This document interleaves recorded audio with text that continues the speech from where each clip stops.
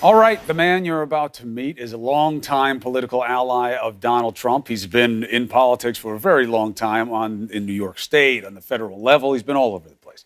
His tweets and communications through the 2016 campaign predicting damaging information related to Hillary Clinton and John Podesta have been the subject of discussions for months.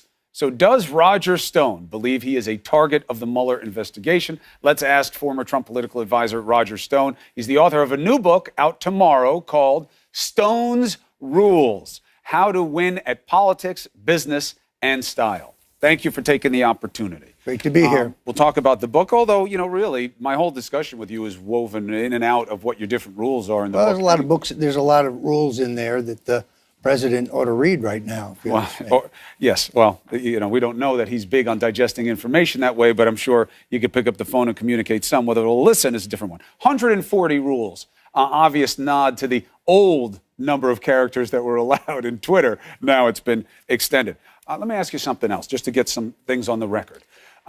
The question they set up in the intro there was, do you think you're a target?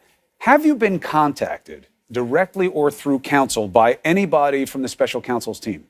I have not. But, for example, you read in the paper, and you reported at MSNBC and CNBC, that Mr. Mueller is probing my dinners with Rick Gates and my meetings with him at the Trump Tower. Wants to examine the period in which we worked together in the 80s. There's a couple problems here.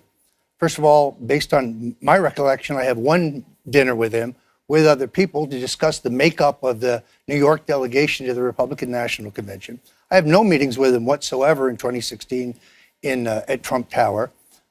I didn't know him until 2016. He did not work at Black Manafort and Stone in the 80s. He was evidently an intern at a successor firm.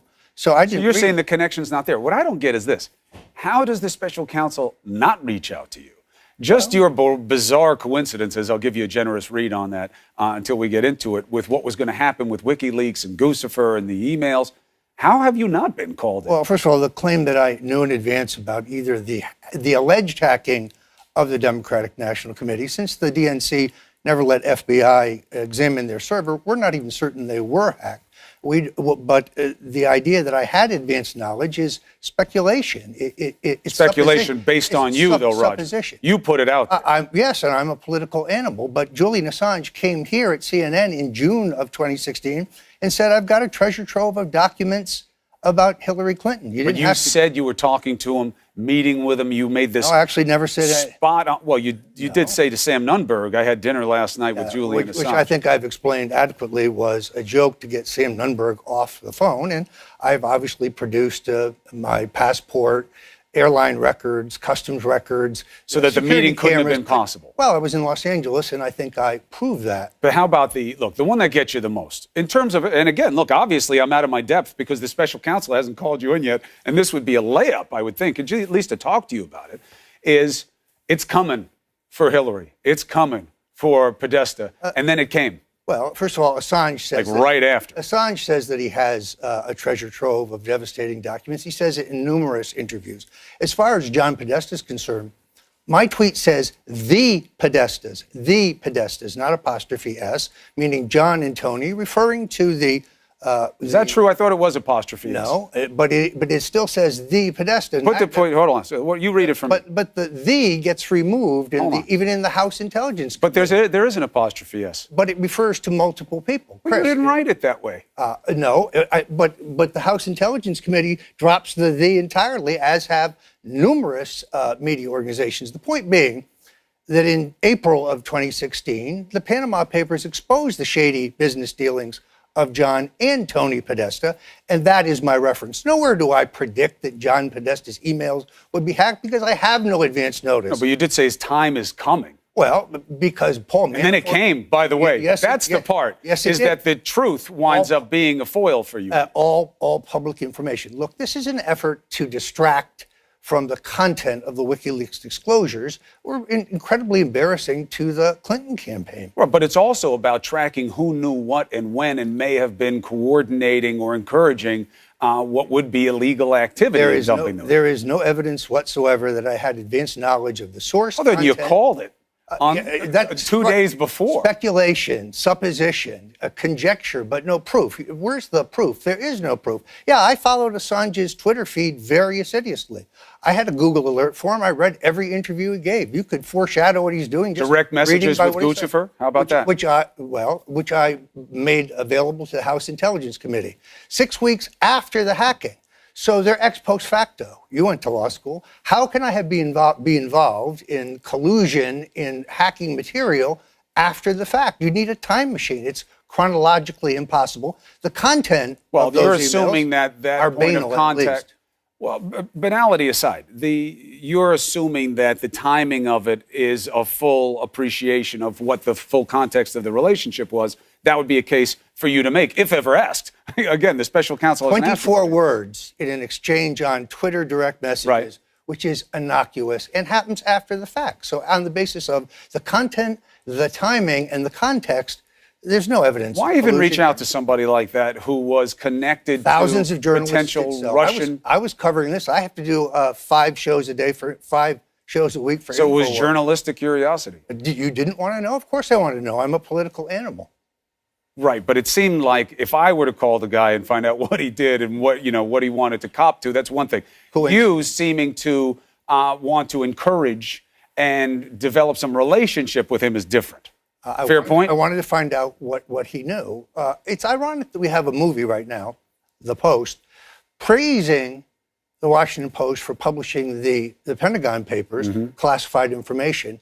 At the same time, we're criticizing Julian Assange and WikiLeaks for publishing classified information, calling it a crime. You can't have it both ways. Which is it? I think that's a conversation to be had. This is what journalists. I think that that's a conversation to be had. The WikiLeaks folk get sideways with me from time to time. I'm not exactly sure why. When they made the first dump, my caution to people was, hey, if this has classified information, Pentagon Papers case, Blackmun's decision aside, we don't know what the Espionage Act means in this new era of caching documents and downloading things that may be classified. There haven't been any cases about it. But as we're seeing right now, you never know what the prosecution is going to do, what the government will go after. Yes, journalists feed off leaked information. That's what they do. And I say thank God for that. It's a legitimate rule. But it takes us to the same point.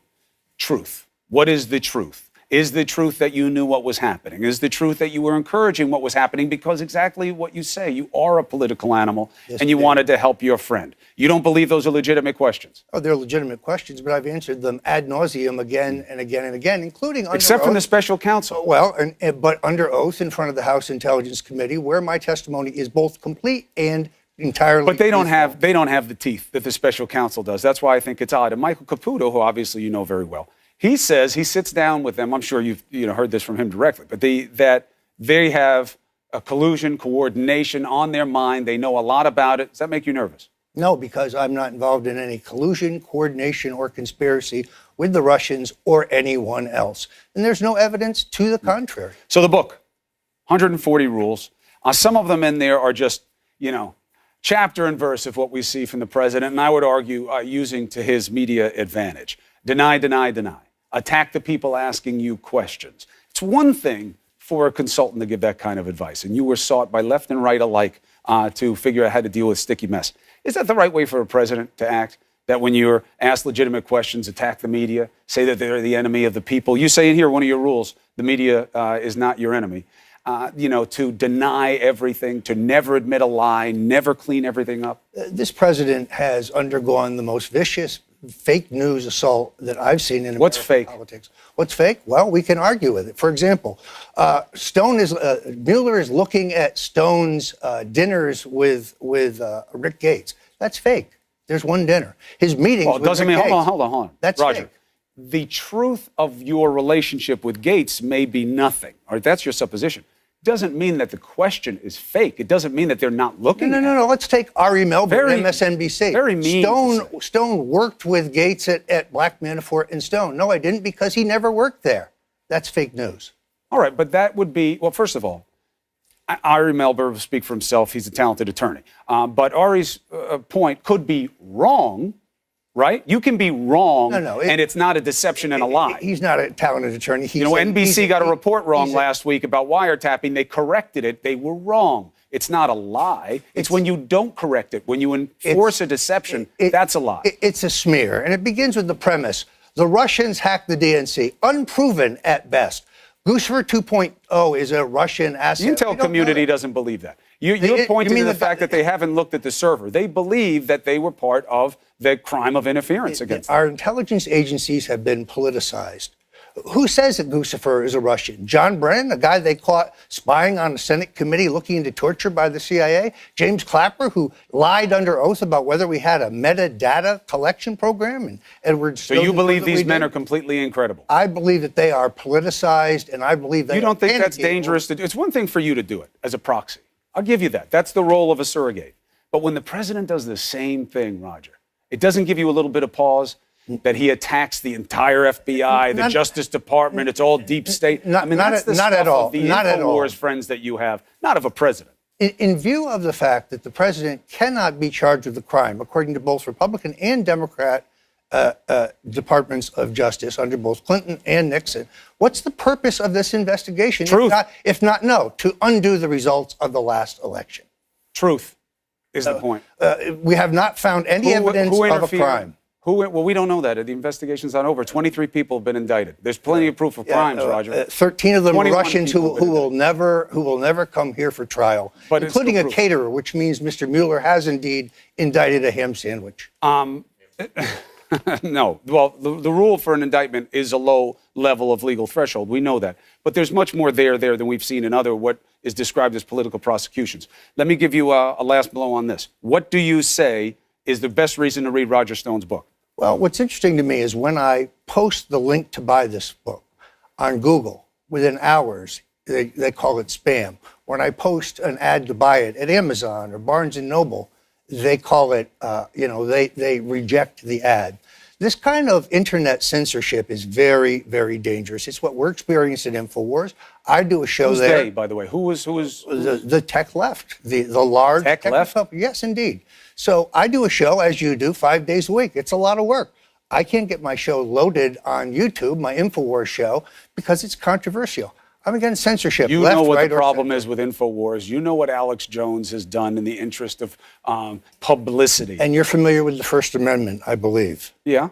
Well, on that basis, I don't think anybody should Just be because you have the right to say left, something right doesn't mean it's right to say it. Millions and millions of people are smearing watching. the Newtown people, you can't be on board I with don't. that. I disagree with some of the things he has said, but even he has backed off that. The point is censorship, and we're struggling to stay alive because we can be arbitrarily censored, and that is dangerous.